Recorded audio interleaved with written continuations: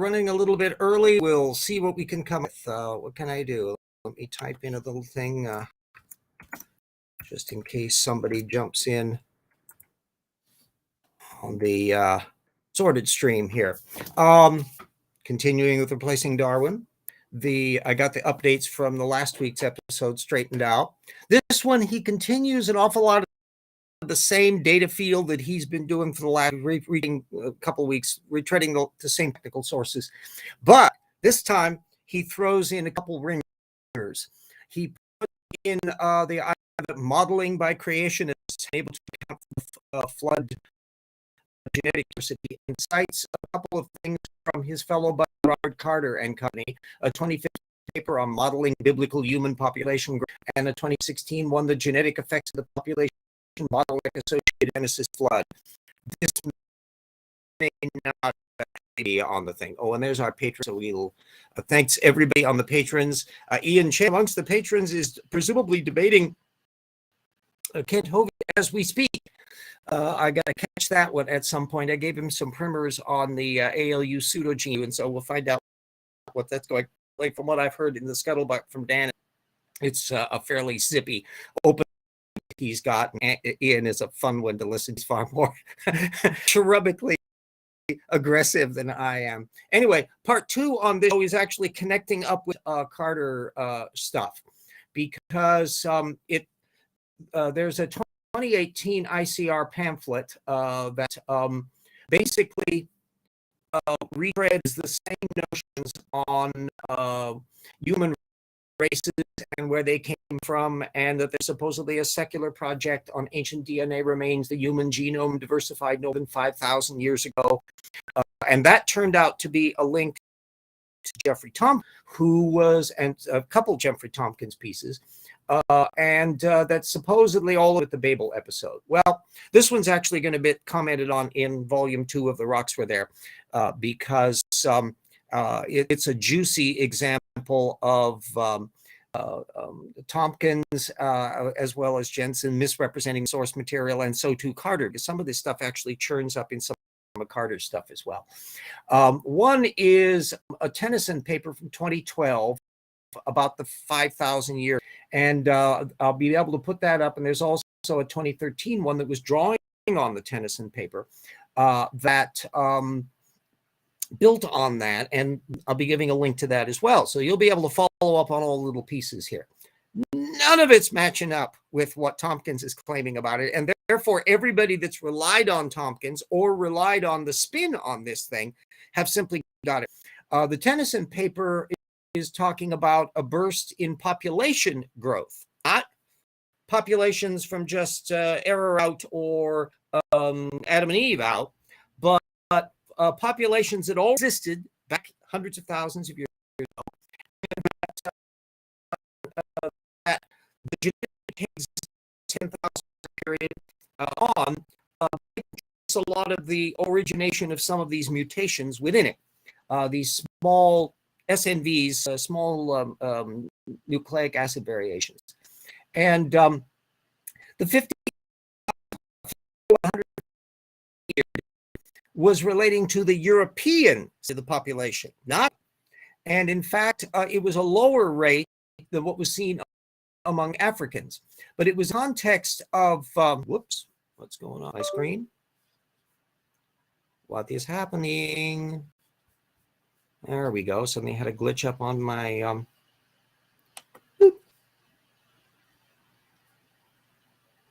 my display is suddenly eccentric. It's looking like the stream is still on, but the picture is very, very peculiar. I do not know why that is the case. Okay, we're starting to get the social comments. My error on that. I'm not seeing a visual feedback on here. But Jackson is here. Okay, let's see if this straightens out. My display suddenly. Yes, allegedly, yes. My display suddenly had a blurb, so I'm seeing all the boxes in screwball pattern. We'll pretend that people out in the internet can actually see what the hell's gone, independent of what's going on in here. I can't see you. Your screen is black. Yeah, I don't know what the Okay. Okay. Now I'm getting a little better image Oh, wait. here. There you go. Okay. I Okay. think Yeah. your avatar's It's coming very in. the picture. The signal has got dropped down in terms of strength. So roboting, I don't know. I see in there. I see Benjamin. I'm seeing some of the chat. Hi all. There we go. Woo. Anyway, this was a cutie because Nathaniel Jeanson and Jeffrey Tomkins crashing and burning along with Robert Carter. This. They see a frozen RJ and no Jackson. Video is frozen on my bed. Who's to hear you? So long as you can hear us, we'll just pretend. Okay. I'll turn. We'll just have a floating R, and we'll hopefully see what we got going. The entire system, but I am seeing the chat window popping up. That's at least something. Anyway, it's going to end up in the rocks we're there because it's such a spectacularly consistent example of misreading source material. What it turns out is that in 2012 by Tennessen and one working on it by Fu, and an awful lot of the people that have been criticizing creationists on their mistreatment of genetics have bumped into this stuff already. I noticed it because it relates to the idea all of the deleterious mutations have come along in only the last 5,000 years. Bum, bum, bum. Except that's not quite what the paper said. And so you'll be able to see. Yeah. The first was that the Tennessen paper was in relation to only Europeans, and that there had been a big explosion in pop growth in the Europeans over the last 5,000 years. However, there had been previous bottlenecks, one back 23,000 years ago and one 51,000. Needless to say, that is way off the mark for the creationists. It's only worse when you get to Fu paper after that, because they were estimating that, quote, approximately 73% of all protein coding SNVs, single nucleotide variants, and approximately 86% of SNVs predicted to be deleterious rose in the past 5,000 to 10,000 years. Well, that means that they were leaping. Tompkins just bypassed that 10,000 part. So he trims it down to just 5,000, and the 10,000 was relating largely to Africa. Tompkins also left out and explained, quote, SNVs that arose more than 50,000 years ago were figure 1b, which probably reflects stronger genetic drift in European Americans associated with the out of Africa dispersal, unquote. It was only then certain specific population among Europeans that dated 5,400 years ago come to 15,300 average range of 1,200 plus or minus 900 for European and 47 to 600 in African American. Part goes even farther in trying to lie that deleterious mutations are somehow much higher than normal. But it turns out, if you read their paper, 80 some odd percent of all the SNVs are not deleterious. And of the deleterious ones, big chunk of those have originated relatively recently. Well, there seems to be a kind of obvious reason for that, because earlier deleterious mutations tend to kill you.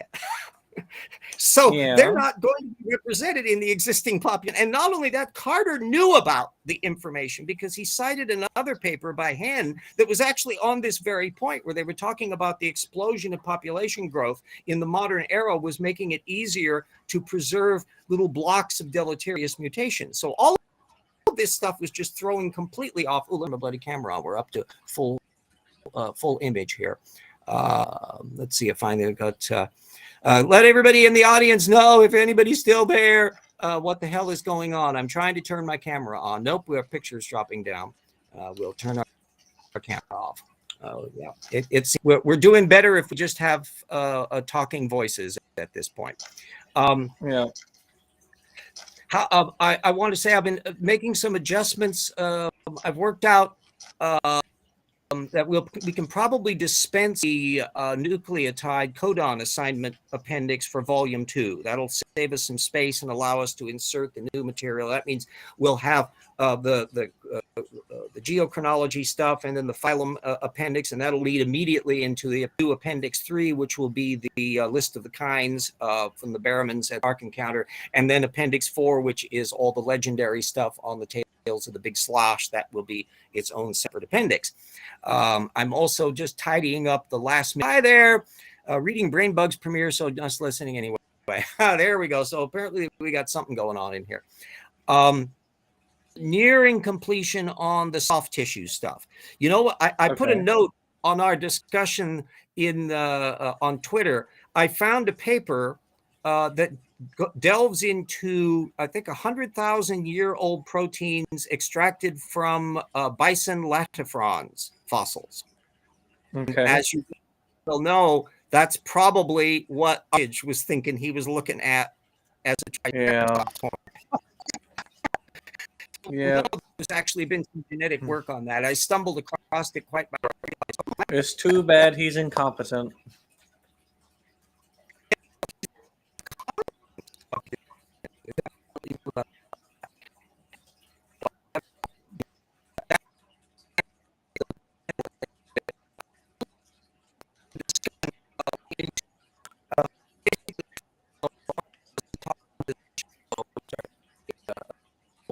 You are roboting again, RJ.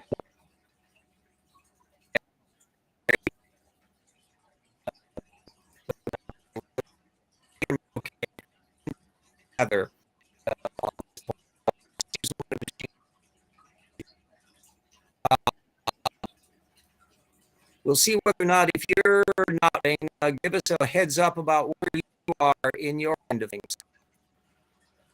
Well, the semester just ended, so that's nice. Yay. Don't have to worry about school. I mean, aside from the Grading thesis, papers? I'm not right. No grading papers right now. Classes are over, so now it's really just thesis work that I'm doing right now. So my load has substantially lightened. Yeah. Excellent. At some point, then, when you can dive in greater respect on the summer and fall on your end of the chapters, once I finish the Big Slosh chapter, then it's on to cosmology. And I have been putting out information on that to make sure that we're up to speed on that one. One nice advantage of the cosmology chapter is, like so many of the issues in creationism, where creationists are at each other's throats about them. An awful lot of the creationists are adults over a lot of these scenarios, and basically, I'm trying to think of the guy's name that basically says it's a miracle. Light appearing on day 4 for Mars. It's a miracle. Oh, is that Lyle or Faulkner? Faulkner, I think. Yeah, he did a very recent lecture on this point that dives into an awful lot of stuff, and he actually lays out the reasons why the alternatives that are being offered Humphreys and others were wrong. So, don't you love when they have to fall back to it was a miracle? Yeah, well, because he's very skeptical about Lyell's variable speed of light thing, that he regards that kind of questionable and ad. It's just that make sure that it ends up the way it looks like, and isn't that nice? I mean, that's the best, clearly. The technical literature they're going. I think I'll probably be alluding to it in upcoming, if we could get on the air, evolution hour, relating to a recent posting where they were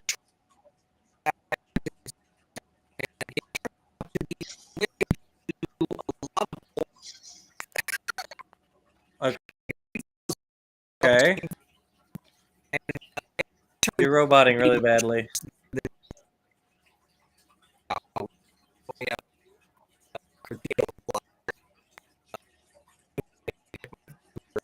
We're still.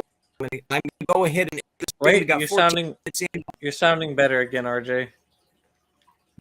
I'll go ahead and end the stream anyway. I will be putting it all to the stuff, and you can look at Carter and all the different stuff from Tomkins and the like, and read it at your delight and leisure in due course, and then get some additional spin on it when we get the next book done. So anyway, everybody stay super duper safe, and we'll whether or not the world comes to an end with Ukraine or any of these other messes. And holy moly. So we'll see you hopefully next week, or as the case may be, we're plugging away.